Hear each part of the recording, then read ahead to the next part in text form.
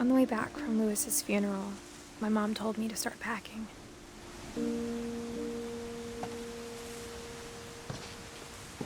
She waited until the day before we left to tell Edie.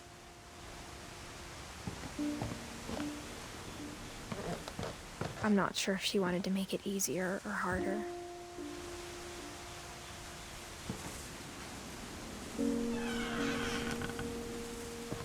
I wish we'd stayed.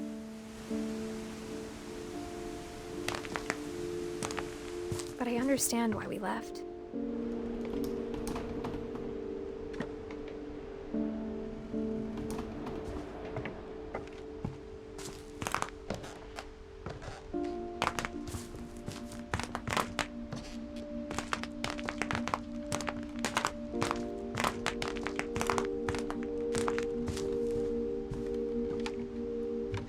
My mom ended up leaving everything behind.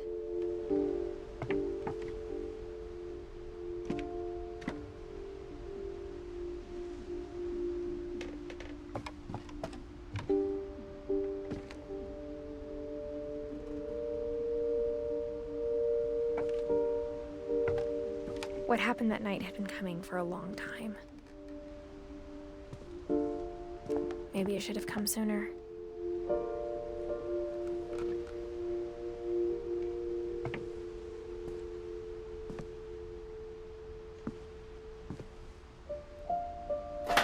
But it had to end one way or another.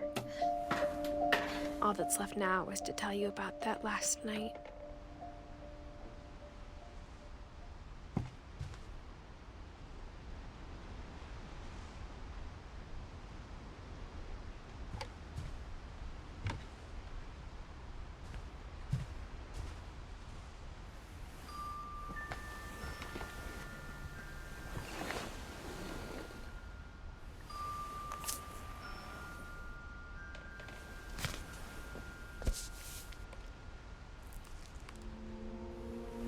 That whole last day, Edie just watched us pack and didn't say a word. Until supper, when she raised her glass and said, "To our final night together, and all our final nights apart." Grandma, you know what I said about alcohol. Some of your medications are very Edith, specific. I left a present for you in the hallway. Why don't you go open it? The grown-ups have to argue now. I'm sorry, you're right. We're all leaving tomorrow. Let's just enjoy our last... I'm not leaving.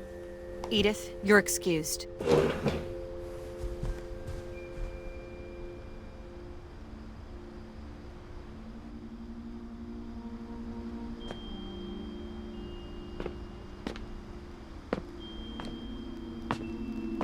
the power had been shut off that morning, but Edie always had plenty of candles. When my mom sealed the library, I don't think she knew about the other entrance. Or that Edie had a key to it.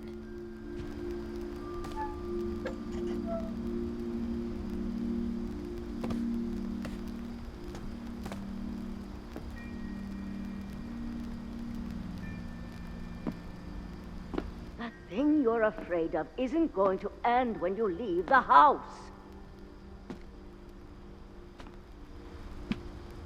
Edith has a right to know these stories.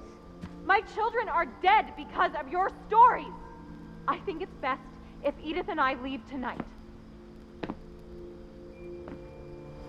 We'll have the nursing home send a van for you in the morning, okay?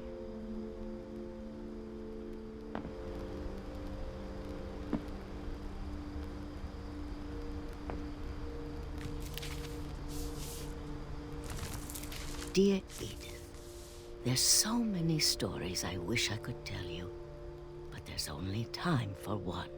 This is about what happened on the night you were born. That night, the tide went way, way out.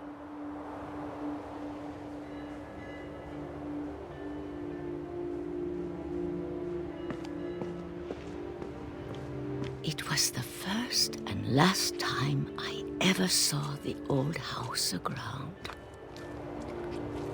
There'd been an earthquake out in the middle of the ocean.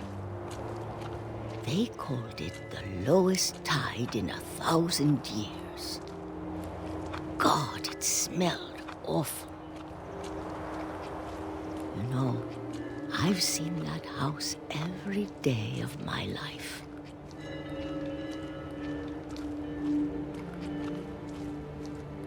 But I never thought I'd go back to it.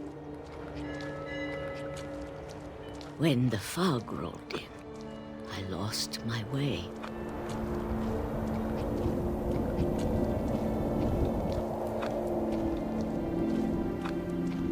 I got turned around.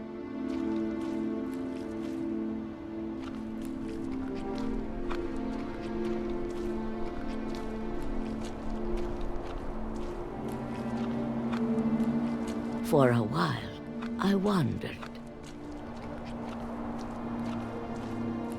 I started seeing things.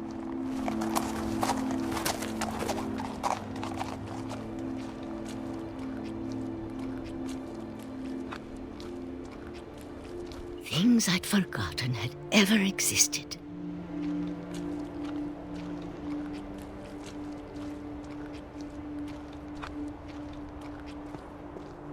But when I saw them, they felt like old friends.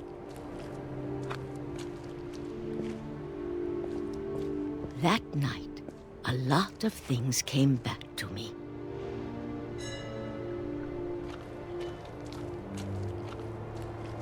Or maybe I came back to them.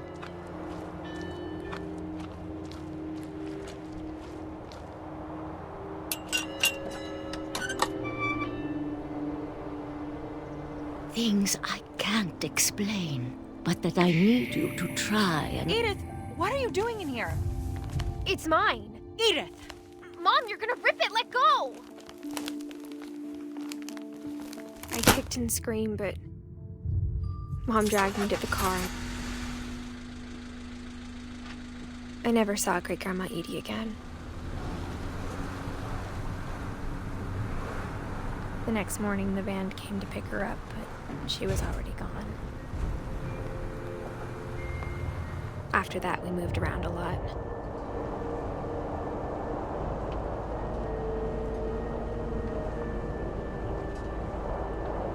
We both tried to make the best of it.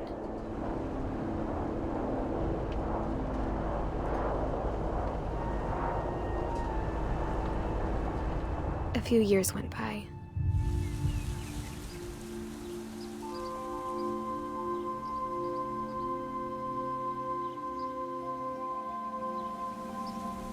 My mom didn't like to talk about it,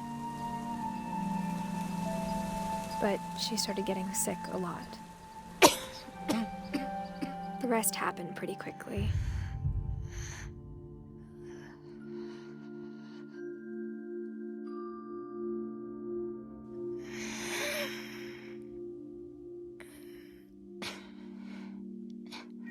She got better for a while, and then she didn't. And then I was alone.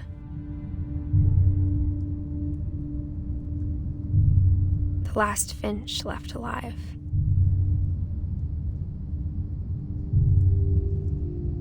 Until I found out about you. I'm still not sure what to tell you about all this. If we lived forever, maybe we'd have time to understand things. But as it is, I think the best we can do is try to open our eyes. And appreciate how strange and brief all of this is.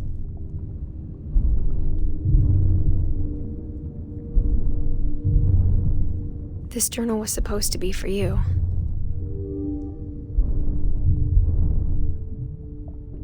But now I hope you'll never see it. I just want to meet you.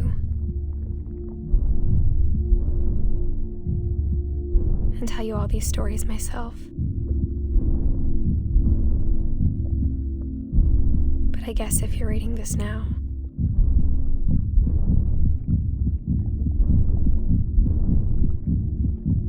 things didn't work out that way.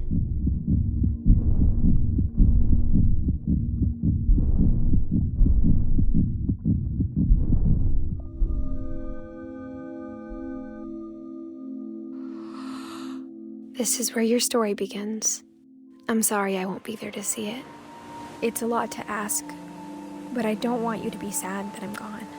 I want you to be amazed that any of us ever had a chance to be here at all. Good luck.